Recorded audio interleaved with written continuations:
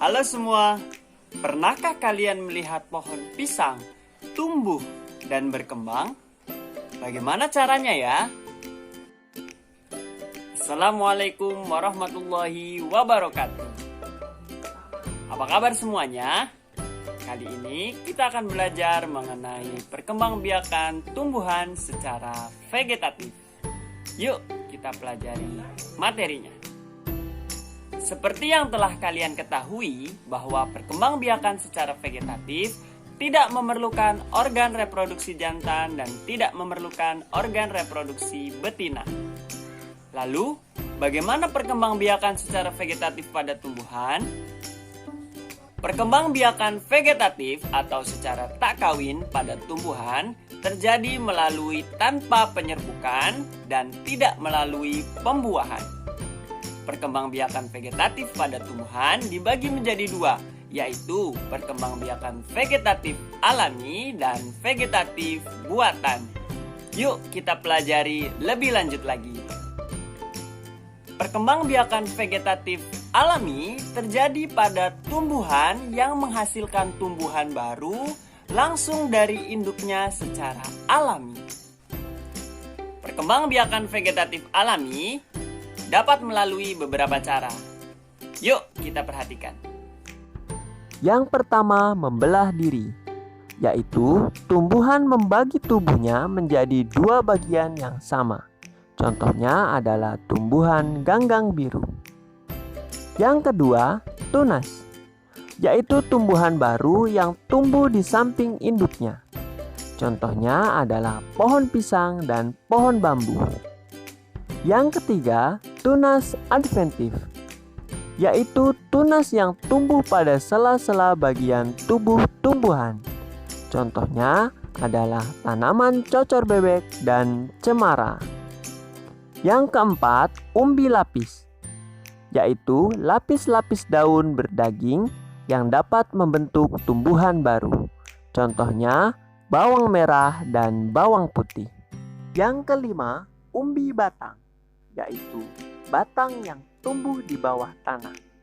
Contohnya ubi jalar dan kentang.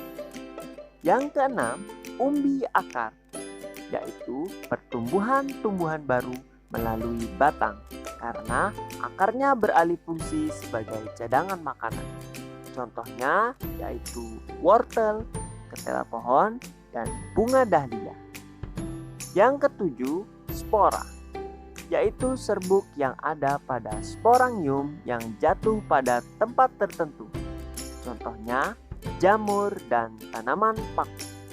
Yang kedelapan, geragi, yaitu batang yang merambat di atas tanah. Contohnya adalah stroberi dan rumput teki. Dan yang kesembilan adalah rizoma atau akar tinggal, yaitu batang yang menjalar ke dalam tanah. Contohnya adalah tanaman jahe, kunyit, dan lengkuas. Selanjutnya adalah perkembangbiakan vegetatif buatan. Perkembangbiakan vegetatif buatan terjadi pada tumbuhan yang menghasilkan tumbuhan baru melalui bantuan dari makhluk hidup lainnya, termasuk juga manusia. Perkembangbiakan vegetatif buatan dapat melalui beberapa cara. Yuk kita perhatikan berikut ini. Yang pertama, cangkok, yaitu menumbuhkan akar tumbuhan pada batang tanaman. Yang kedua, stek, yaitu menghasilkan akar tumbuhan dari batang yang ditanam. Yang ketiga, okulasi atau menempel, yaitu menghasilkan tanaman baru dengan menempelkan tunas muda pada ranting atau batang tanaman induknya. Yang keempat, mengenten atau menyambung, yaitu menghasilkan tanaman baru dengan menyambungkan batang atas dan batang bawah tanaman lain yang sama. Dan yang kelima adalah merunduk, yaitu merundukkan batang tanaman ke dalam tanah untuk menghasilkan tanaman yang baru. Bagaimana? apakah kalian sudah memahami perkembangbiakan vegetatif pada tumbuhan?